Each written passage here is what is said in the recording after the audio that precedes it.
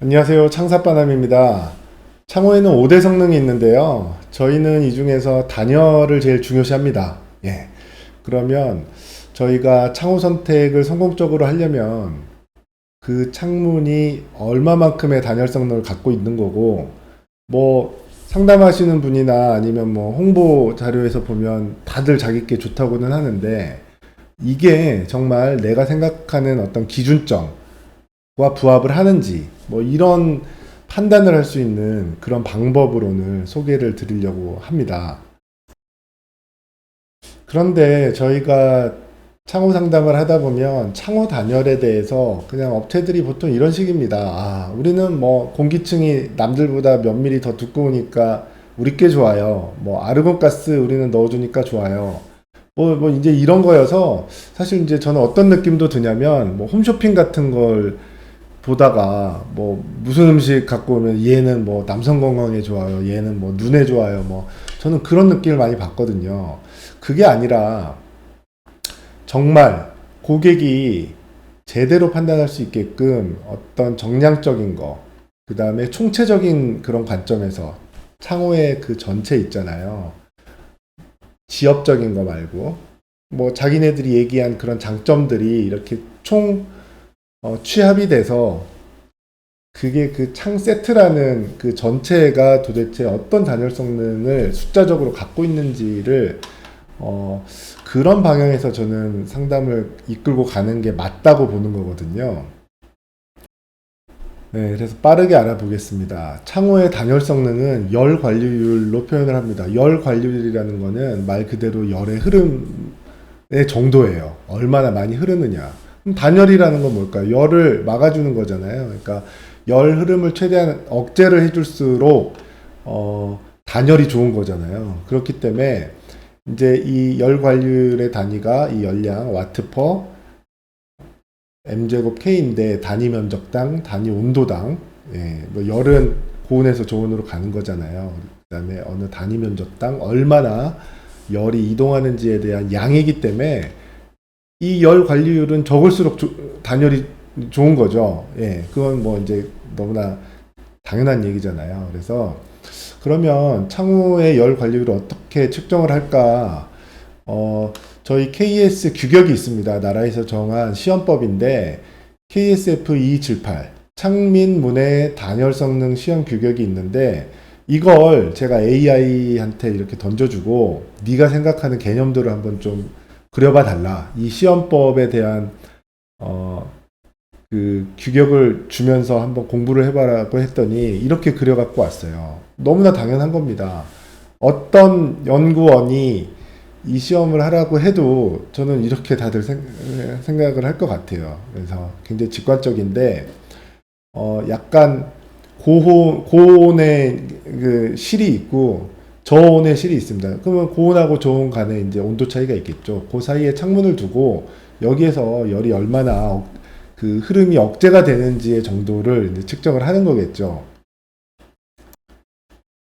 자, 길진 않았지만 따분한 얘기는 여기서 끝났습니다. 그래서 어찌됐건 열 관리율이 뭐 1.0이다, 1.5다, 3.0이다 막 이런 식으로 이제 얘기가 되는 거고, 그러면 거두절미하고 어느 정도 단열 성능이면 우리 집 따뜻해질 수 있는 거야 라고 이렇게 물어보신다 그러면 물론 뭐 여러 가지 변수가 있고 그런 것들을 다 설명을 드리자면 정말 이런 간단한 컨텐츠로는 힘들지만 제가 생각하는 그 고객님 눈높이에서 그 생각하는 그 간단 명료한 저의 대답은 1.0입니다. 열관리율이 1.0보다 낮으면 이 숫자가 1.0보다 낮으면 확실히 좋은 단열 성능의 창호다. 네, 저는 이렇게 보거든요. 그러면 그래 이거는 누구 기준인데 누가 그렇게 판단을 하는 건데 나라가 하는 건가? 세계에서 어떤 뭐 기준이 있는 건가? 그런 건 아닙니다. 이거는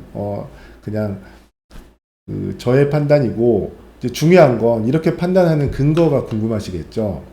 저희가 통상적으로 생활을 하면서 한 2015년 이렇게 지나가지고 준공이 된 신축 아파트에 친구 집이든 뭐 내가 직접 분양을 받았던 간에 뭐 이렇게 경험을 해보면 단열이 굉장히 준수합니다. 그때부터 다들 만족도가 높아요. 아, 새로 지은 아파트 단열 좋다. 근데 이게 한 2020년 정도 이후에 2020년도 정도부터는 정말 정말 아늑해요. 네, 그래서 우리가 주거 공간에서 이 정도 단열이면 충분히 만족한다라는 게 뭐 저도 그렇게 생각을 하지만 뭐 제가 수많은 고객들을 만나봤을 때 보통은 그런 공감대는 다들 있는 겁니다. 그래서 그게 왜 그런가 하고 이제 배경을 들여다보면 저희가 이제 정부에서 그 건축물을 함부로 못 짓게, 네, 막 너무 단열이 안 되는 건축물을 막 지으면 그 건축물에서 에너지가 막 너무 막 소비가 되니까 국가적인 손실이잖아요. 그래서 단열에 대한 규제를 하기 시작합니다. 그게 2008년도에 시작이 돼요. 에너지 절약 설계 기준이라는 건데 이게 정말 세계적으로 유례 없이 어마어마하게 빠르게 계속 강화가 됩니다. 이렇게 짧은 기간 동안 뭐 한 10년 정도의 기간 동안에 3배가 이렇게 다운이 되잖아요. 3.0에서 시작했던 게 1.0이 되잖아요. 물론 이제 이 숫자는 좀 상징적인 숫자를 갖고 온 거예요. 뭐 이거는 이제 아파트에 대한 거고 서울시 지역에 대한 건데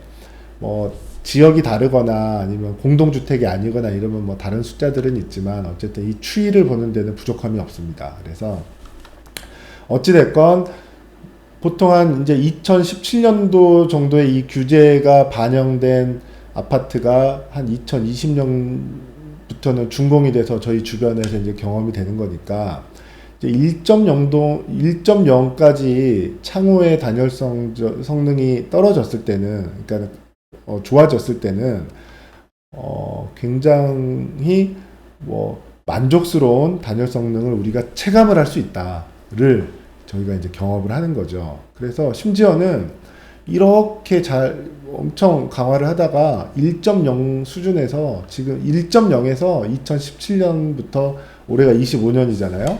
지금 또 8년간은 그냥 멈춰 있는 겁니다. 예. 그래서 이 정도면 됐다라는 것도 어느 정도 공감대가 네, 민간뿐만 아니라 관에서도 같이 이제 판단을 하는 게 아닌가 저는 그렇게 생각을 하는 거거든요. 그런데 정부가 이제 얼마나 친절하냐면 심지어는 아까 열관리율이라는 그런 개념은 조금 고객들이 어려울 수 있으니까 더 친숙한 제도의 창호를 또 편입을 시킵니다. 이거 저희가 많이 보는 스티커잖아요.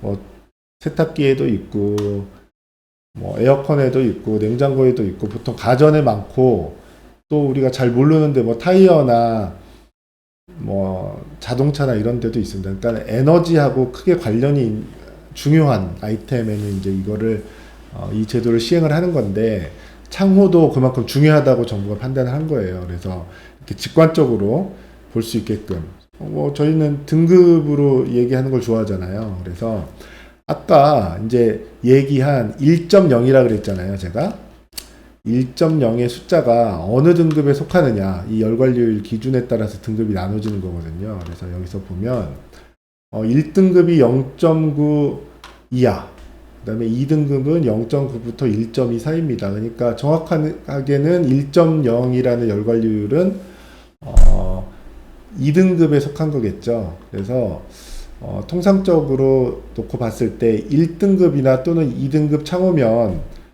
이 단열 성능은 굉장히 준수하다. 아, 예. 그거 어떻게 알 수 있냐면 우리가 심지어는 그래도 공동주택, 아파트라고 하면은 굉장히 여러 주택 유형 중에 단열이 제일 좋은 주택의 유형인데도 불과 2008년도만 해도 3.0으로 지어지던 것들입니다. 거기에는 지금 이 등급 안에 들어오지도 못해요. 예. 예. 그러니까 보통 한 5등급 정도 되는 게 한 뭐 2010년 다 돼서야 뭐 이제 4등급, 5등급 정도 되는 창문이 적용이 돼서 아파트가 지어졌던 겁니다. 그래서 이런 등급의 추이를 보면 1, 2등급이면 굉장히 단열성이 준수하다라고 저희가 판단할 수가 있는 겁니다. 그래서 내용이 저희가 어렵지 않았잖아요. 열관리율로 따지면 1.0 정도, 그 다음에 에너지 효율 등급 기준으로는 1, 2등급이면 굉장히 좋은 단열 성능을 갖고 있는 창호다라고 저희가 이제 판단할 수 있는 건데, 그런 거예요. 이런 명확한 기준을 갖고 그 상담이 이루어지지 않고 있다. 나는 이런 걸 기대하고 있었는데 자꾸 상담하시는 분이 나한테 정보를 주기를 아까 제가 서두에 얘기한 것처럼 자꾸 지엽적인 얘기만 한다. 우리는 뭐가 있고 뭐가 있고 뭐. 그러면 이렇게 한번 질문을 던져서 얼른 내 시간 소모를 없애시고 또 그 이제 정확한 판단을 내릴 수 있게끔 이렇게 하시는 게 좋겠어요. 그래서 이거 저는 이제 마법의 질문지인데 이렇게 얘기하시는 겁니다. 아, 좋습니다. 그래서 그럼 에너지 효율이 몇 등급입니까? 라고 이렇게 물어보라는 거죠. 그렇지 않으면 이제 그럼 열 관리율은 얼마예요? 이렇게 하면 좋은 효과가 이제 두 가지입니다. 하나는 이제 상대방이 아 그래요 나도 그렇게 얘기하길 좋습니다. 고객님 저랑 눈높이가 맞으시니까 이거는 숫자로 얼마여서 저도 이렇게 이해시켜드리기가 정말 저도 좋네요 라는 게 있을 수가 있고, 이제 두 번째는 그 정도의 소양이 없는 또 상담사가 있을 수도 있어요. 그거를 가려낼 수 있는 또 하나의 방법이 된다. 열 관리율도 모르는 분들도 사실 있습니다. 그래서 그런 것들은 이제 한번 걸을 수 있는 그 상대방의 수준을 걸을 수 있는 또 이제 하나의 도구가 되니까 그렇게 사용을 하시면 될 것 같고요. 제가 말미에 이제 사실 그러면 이 1등급 정도의 창문이 시중에 나와 있는 제일 좋은 창문인 거냐 단열이 그렇지는 않고 뭐 저희가 제로 에너지 하우스다 패시브 주택이다 이렇게 해가지고 막 단열이 엄청 센 창문들이 들어가는 주택 유형들이 있어요. 뭐 그런 데는 이제 1.0이 아니라 뭐 0.7, 뭐 0.6대 그런 열 관리율을 가진 그런 엄청난 초고단열 창문들도 많이 들어가는데, 예전에는 그런 창문들이 그렇게 흔치가 않았는데 요즘에는 또 저희가 구하려고 마음 먹으면 브랜드별로 그 정도 0.7대 0.6대 열 관리율을 갖고 있는 그런 모델들도 많이 있어요. 그거는 이제 그걸 원하신다 그러면 이제 그건 적용하시면 되는데 당연히 그만큼 더 비싸겠죠. 그러니까 이제 일반적인 관점에서 내가 뭐 그런 것까지 사실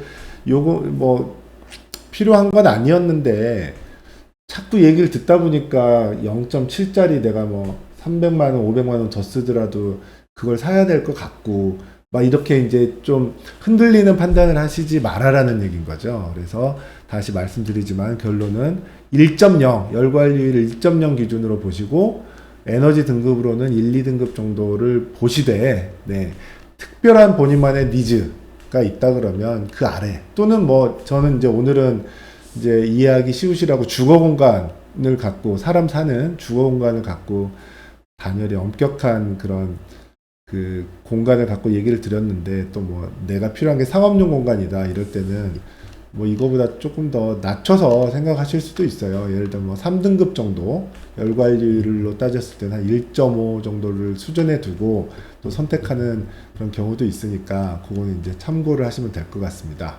자, 오늘은 창호의 그 단열 성능을 정확히 판단하는 방법을 같이 공부를 해봤습니다. 창사빠남이었습니다. 감사합니다.